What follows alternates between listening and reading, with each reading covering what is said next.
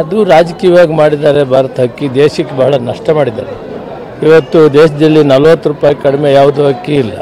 ಅವರು 19 ರೂಪಾಯಿಗೆ ಬಜಾರ್ಗೆ ಬಿಟ್ಟು 19 ಆಮೇಲೆ ಅದನ್ನೆಲ್ಲ ಶುದ್ಧೀಕರಣ ಮಾಡಿಕೊಡೋರಿಗೆ 10 ರೂಪಾಯಿ. ಆದರೆ ಸಾರ್ವಜನಿಕರ ಅಕ್ಕಿಯನ್ನು ಇವರು 39-40 ಕೊಂಡು 19 ಕೊಡ್ತಾ ಇದ್ದಾರೆ. ಅಂದರೆ 1 ಕೆಜಿಗೆ 20 ರೂಪಾಯಿ ಲಾಸ್ ಮಾಡ್ತಾರೆ. ಈ ದೇಶದ ಬಕ್ಸಕ್ಕೆ ಮತ್ತು ಸಾರ್ವಜನಿಕರ ಹಣಕ್ಕೆ ಒಂದು ಇತಿಮಿತಿ ಇರಬೇಕು. ಇವರು ಅಕ್ಕಿಯನ್ನು ಕೊಡಲಿ, ಅಕ್ಕಿ ಲಾಸ್ ಆಗದಿರ ಕೊಡಬೇಕು. ನಾವೇ ಕೇಳಿದ್ವಿ ಅಕ್ಕಿ ಕೊಡಿ, ನಾವು ದುಡ್ಡು ಕೊಡ್ತೀವಿ ಅಂತ, ಕೊಡಲಿಲ್ಲ. ಇದು ರಾಜಕೀಯವಾಗಿದೆ ಮತ್ತು ದೇಶಕ್ಕೆ ಅಪಾರವಾದ ನಷ್ಟ ಆಗ್ತದೆ. ಇದು ಸರಿಯಾದಂಥ ರೀತಿಯಲ್ಲಿ ಮಾಡ್ತಾ ಇಲ್ಲ ಅಂತ ನನ್ನ ಅಭಿಪ್ರಾಯ.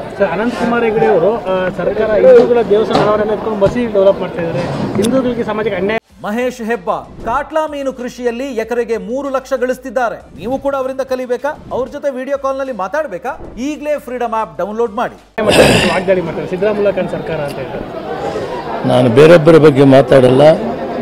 ಈ ಸರ್ಕಾರ ಸನ್ಮಾನ್ಯ ಸಿದ್ದರಾಮಯ್ಯನವರು, ಡಿ.ಕೆ. ಶಿವಕುಮಾರ್ ದೇವಸ್ಥಾನಗಳಿಗಾಗಲಿ, ಮಸೀದಿಗಳಿಗಾಗಲಿ, ಚರ್ಚ್ಗಾಗಲಿ ಭೇದ ಭಾವ ಮಾಡೋಕ್ಕಾಗಲ್ಲ. ಆದರೆ ಅತಿ ಹೆಚ್ಚು ಹಿಂದೂ ಸಮುದಾಯ ಇರುವಂಥದ್ದು, ದೇವಸ್ಥಾನಗಳಿರುವಂಥದ್ದು, ಅದರ ಸರ್ವತೋಮುಖ ಅಭಿವೃದ್ಧಿಗೆ ಸನ್ಮಾನ್ಯ ರಾಮಲಿಂಗಾರೆಡ್ಡಿ ಅವರು ಇದಕ್ಕೆ ಸಂಬಂಧಪಟ್ಟ ಮಂತ್ರಿ ಆಗಿದ್ದಾರೆ. ಅವರಿಗಾಗಲೇ ಪ್ರಾರಂಭ ಮಾಡಿದೆ.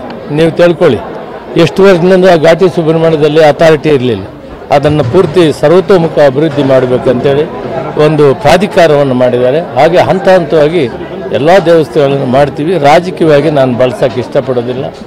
ದೇವಸ್ಥಾನನೂ ಕಟ್ಟಬೇಕು, ಮಸೀದಿಗೂ ರಕ್ಷಣೆ ಮಾಡಬೇಕು, ಚರ್ಚ್ಗೂ ಮಾಡಬೇಕು. ಆದರೆ ಅತಿ ಹೆಚ್ಚು ಜನ ಇರುವಂಥ ಹಿಂದೂ ಧರ್ಮದ ಆ ದೇವಸ್ಥಾನಗಳು ಜಾಸ್ತಿ ಇರೋದ್ರಿಂದ ಅವನ್ನೆಲ್ಲ ಕೂಡ ಒಳ್ಳೆಯ ಅಭಿವೃದ್ಧಿ ಮಾಡುವಂಥ ಕೆಲಸವನ್ನು ಮಾಡೋದು ನಮ್ಮ ಬದ್ಧತೆ ಇದೆ. ಸರ್ಕಾರ ಮಾಡ್ತೇವೆ.